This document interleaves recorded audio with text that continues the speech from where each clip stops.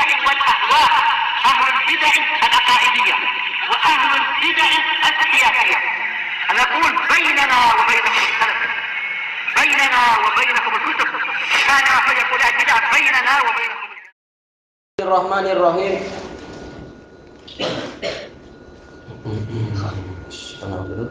Kita belum menyelesaikan pembahasan hadis yang ke-240 tentang apa itu Nabi sujud kemudian di atas tulang belakang beliau dikasih benda-benda yang kotor-kotor itu. Iya, kita sudah mulai mensyarah satu-satu belum ya? Atau baru membaca matanya kah? Baik. Berarti kita adapun untuk masalah rawi-rawinya alhamdulillah sudah dibahas. Di sini Abdullah bin Mas'ud radhiyallahu anhu beliau mengatakan, menyebutkan anna nabiyya sallallahu alaihi wasallam kana yusolli indal bait. Ini menunjukkan syaja'ah, keberanian Nabi. Tatkala banyak teror, banyak halangan, banyak intimidasi, dan bahkan sebagian sahabatnya disiksa, tetap beliau berani untuk sholat di Baitullah, sehingga ya terkadang beliau memang disakiti orang. Wa Abu Jahlin wa ashabun lahu julus. Dalam keadaan Abu Jahal dan para sahabatnya itu duduk-duduk di dekat situ. Idh qala ba'dhum li ba'd. Ketika itu sebagian dari mereka berkata kepada sebagian yang lain, ayyukum yaji'u bisalah jazur.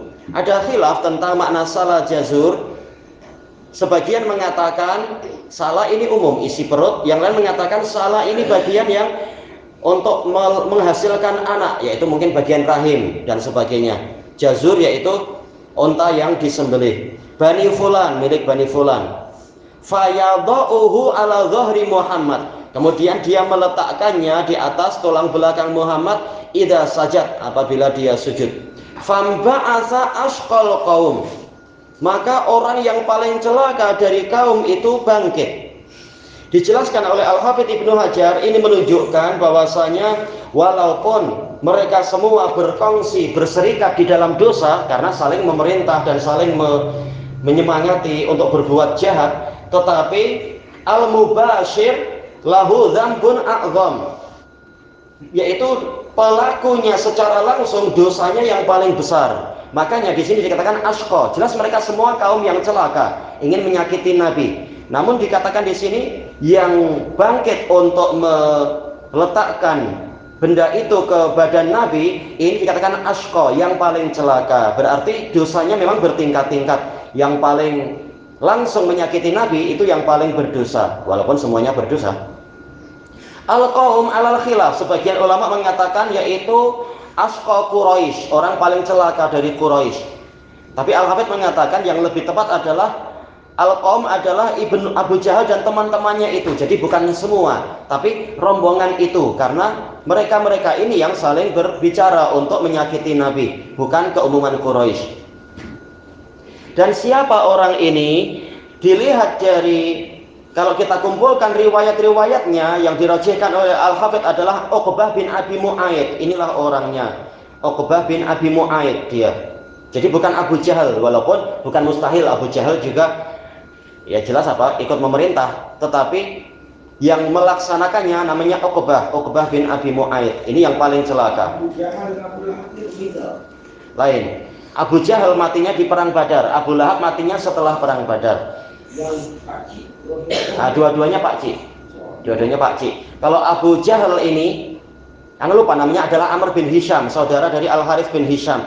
Nah, ini matinya dibunuh oleh dua pemuda Ansor di perang Badar, sesuai dengan doa Nabi, istilahnya mati di perang Badar. Kalau Abu Lahab ini tatkala diberitahu bahwasanya pasukan kalah, 1000 melawan 313, yang 1000 kalah, lalu dia jatuh sakit sampai badannya bernanah-nanah, sampai keluarganya dan sanak kerabat tak berani mendekat, bau terlalu busuk. Waktu itu belum ada PPI kan, atau apalah, baju-baju yang macam astronot itu.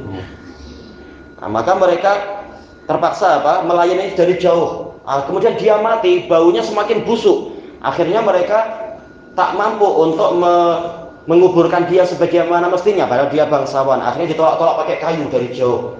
Kemudian cara menanamnya dibuatkan lubang, ditolak sampai masuk ke lubang, lalu dilempari batu dari jauh. Jadi malah mereka yang menyiksa. Nah itu Abu Lahab. Kalau Abu Jahal matinya di perang Badar, terkena tebasan pedang dari apa? Mu'ad dan Mu'awid ibnu Afra. Ini lain-lain memang. Cuma kadang memang terbalik-balik itu kita. Abu Jahal, Abu Lahab. Iya. Abu Jahal tak disebut namanya dalam Quran. Kalau Abu Lahab ada dia famous. Naudzubillah. Abu Jahal bapak kepada jahil. Iya, bapak kejahilan. Dia di masa jahiliyah dipanggil Abul Hakam, bapak kebijakan, kebijaksanaan, atau bapak kehakiman. Nah, para sahabat menukar, ini Abu Jahal aja. Ini cekap nih. Oh, memang banyak kan orang korupsi cekap juga banyak juga.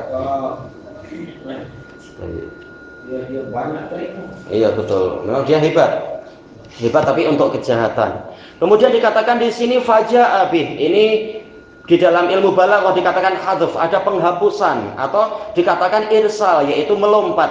Maksudnya apa? Dia bangkit kemudian pergi ke perkampungan keluarga itu. Setelah itu dia mengambil yaitu isi perut itu, baru kemudian datang membawa benda tersebut. Fanadhara, yaitu intadhara, menantikan. Hatta idza sajada Nabi sallallahu alaihi wasallam, sehingga apabila Nabi SAW bersujud, wada'ahu ala dhahrih, dia meletakkannya di atas tulang belakang Nabi, baina katifai, di antara kedua pundak Nabi. Wa ana anzur, kata siapa ini? Kata Ibnu Mas'ud, dalam keadaan saya melihat, la ughni syai'a. Ughni kata Al-Hafidz yaitu ughayyir, saya tak mampu untuk merubah sesuatu apapun, karena memang beliau bukan dari orang Quraisy asli, beliau sekedar Khalifu Quraisy, dari keluarga apa? Bani Hudzail kan, beliau itu Al-Hudzali. Beliau adalah khalif, beliau asalnya adalah dari keluarga selain Quraisy, tapi kemudian berserikat dengan Quraisy. Ini macam Rasulullah dipermain-main dari Ya memang ini dihinakan, dibully.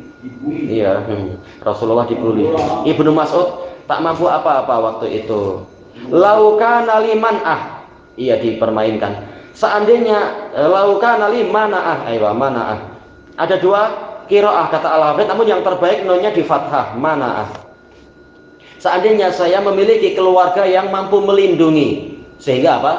Kalau saya menolong Nabi, mereka tak berani apa-apa karena keluarga saya kuat. Masalahnya saya tak memiliki keluarga di Quraisy. Qala faja'alu yadhakun, maka mulailah mereka tertawa.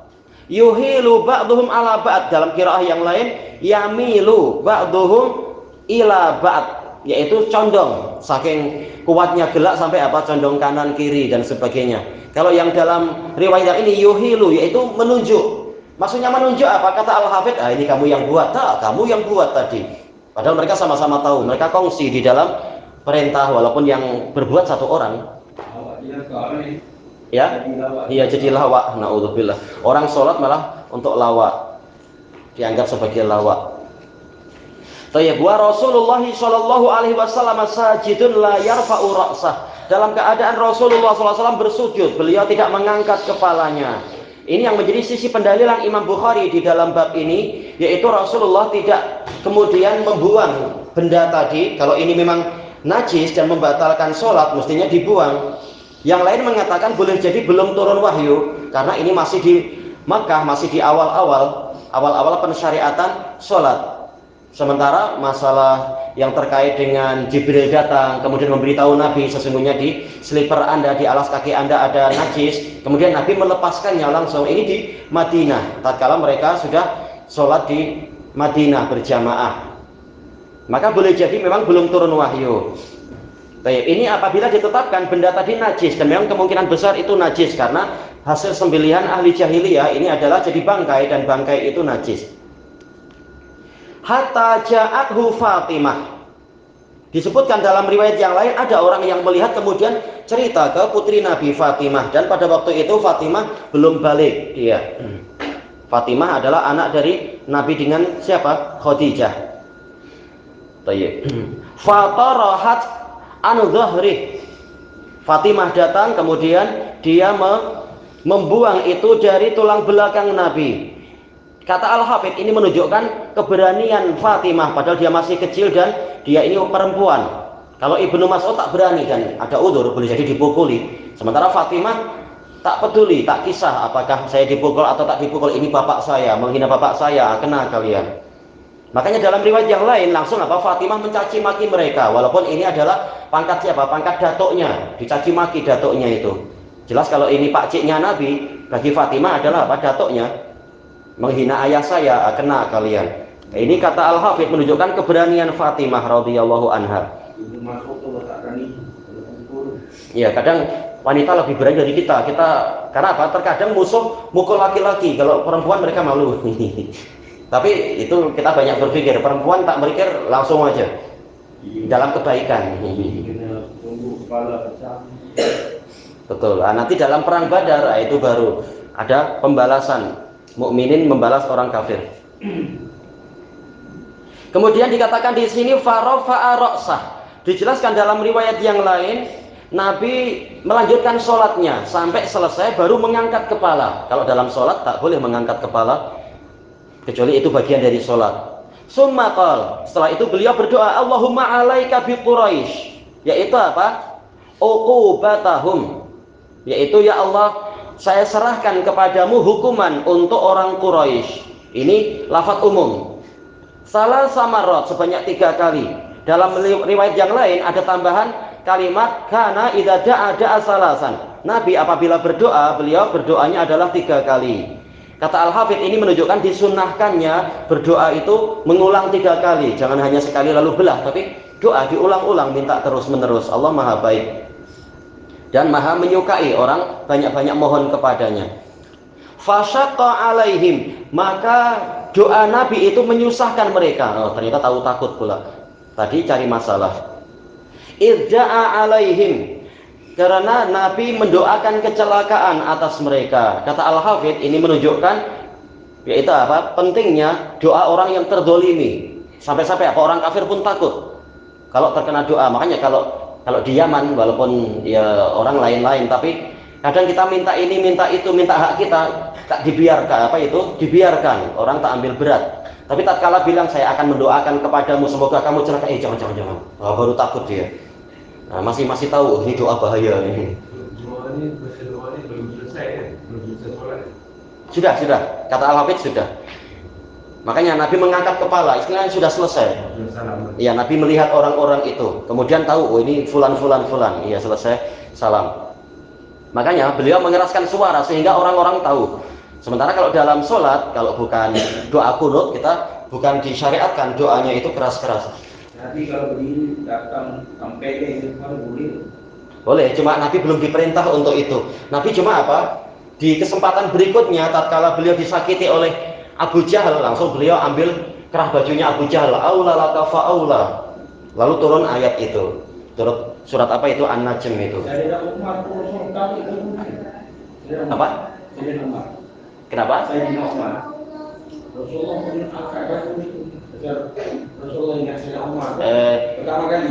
Tadi surat apa berarti yang betul? Enggak yang ana isyaratkan tadi itu. Oh, jelas bukan An-Najm ya. Qiyamah. Al-Qiyamah ya, Al-Qiyamah. Mau berdepan detik-detik kegaduhan. Ayo. Tayyib qal wa kanu yarawna anna da'wata fi dzalikal balad mustajabah, dan mereka memandang bahwasanya dalam riwayat yang lain apa itu yuruna, yaitu menyangka, tapi yarawna ya'lamuna, yaitu mereka tahu bahwasanya doa di negeri itu dikabulkan. Kata Al-Hafidh ini menunjukkan keutamaan negeri Mekah, tanah suci, doa lebih dikabulkan dibanding di tanah-tanah yang lain, tanah halal. Summa sama, yaitu khassa, mengkhususkan. Allahumma alaika bi Abi Jahal. Baik, dalam riwayat yang lain Amr ibn Hisham, alaika bi Utbah bin Rabi'ah wa Syaibah ibni Rabi'ah wal Walid bin Utbah wa Umayyah ibni Khalaf wa Uqbah bin Abi Mu'aid. Ini yang paling celaka itu. Wa ada sabi' falam nahfadhu. Beliau menyebutkan yang ketujuh, namun kami lupa. Siapa yang lupa? Setelah dikumpulkan sanad-sanadnya oleh Al-Hafidh, yang betul yang lupa adalah Abu Ishaq. Abu Ishaq As-Sabi'i itu Amr bin Abdullah Al-Kufi. Beliau yang lupa. Tapi tak masalah insyaallah. Semua orang kampung dari Rasulullah ini. Orang kampung Rasulullah di Mekah. Iya. Kemudian disebutkan di sini, qal fawalladzi nafsi biyadihi, maka demi zat yang jiwaku ada di tangannya, laqad ra'aitul ladzina adda Rasulullah sallallahu alaihi wasallam sur'a, adda Rasulullah, sungguh saya telah melihat orang-orang yang disebut dibilang oleh Nabi sallallahu alaihi wasallam sur'a, yaitu mereka bergelimpangan fil qalib, yaitu di sumur. Qalibi Badar, yaitu sumur Badar. Ini min babit taghlib, yaitu secara umum mereka semua bergelimpangan di dalam sumur. Namun apabila diteliti maka nanti lain-lain di dalam Sahih Bukhari. Seperti siapa? Yang Umayyah bin Khalaf, dia tidak dibawa ke sumur karena badannya terlalu besar. Diheret oleh para sahabat berat sekali. Akhirnya dibiarkan terkena matahari sampai putus-putus badannya. Jadi dia tidak masuk ke sumur. Demikian pula Uqbah bin Abi Mu'aid, dia tidak dimasukkan ke dalam sumur karena dia yang paling jahat, maka Nabi memang sudah mengancam dia, engkau akan saya bunuh dalam keadaan tertangkap. Nah, dia tidak mati dalam perang Badar, tapi ditangkap. Kemudian di suatu tempat baru dihukum mati oleh Nabi. Cuma yang lain-lain semuanya, yang 5 semuanya dimasukkan dalam sumur. Baik, sekarang disebutkan oleh Al-Hafidz di sini menunjukkan disyariatkannya menguburkan orang kafir. Tidak wajib kata beliau, tetapi agar bau busuknya itu tidak mengganggu orang, tidak mengganggu lingkungan, maka dia ditanam. Jadi, walaupun dia kafir, bukan karena sebagai penghormatan, tapi agar bau busuknya atau boleh jadi menimbulkan penyakit kan nanti kalau seperti itu, maka ditanam. Jadi, agar cepat repot badannya. Baik, ilahuna wallahu a'lam. Di bawah salal jazur wal jildatun. Oh, ada catatan kaki di situ, Jayid. Ya, itu yang dirajikan Al-Hafidz juga, salah jazur, yaitu kulit atau lapisan kulit yang untuk menyelimuti anak, yaitu bagian rahim, daerah rahim. Nah, yang lain mengatakan isi perut dan kotoran-kotorannya, darah-darahnya dikatakan salah. Baik, wallahu a'lam. Subhanakallahumma wa bihamdika la ilaha illa anta astaghfiruka wa atubu ilaik. Alhamdulillahirabbil alamin. Jazakumullahu khairan.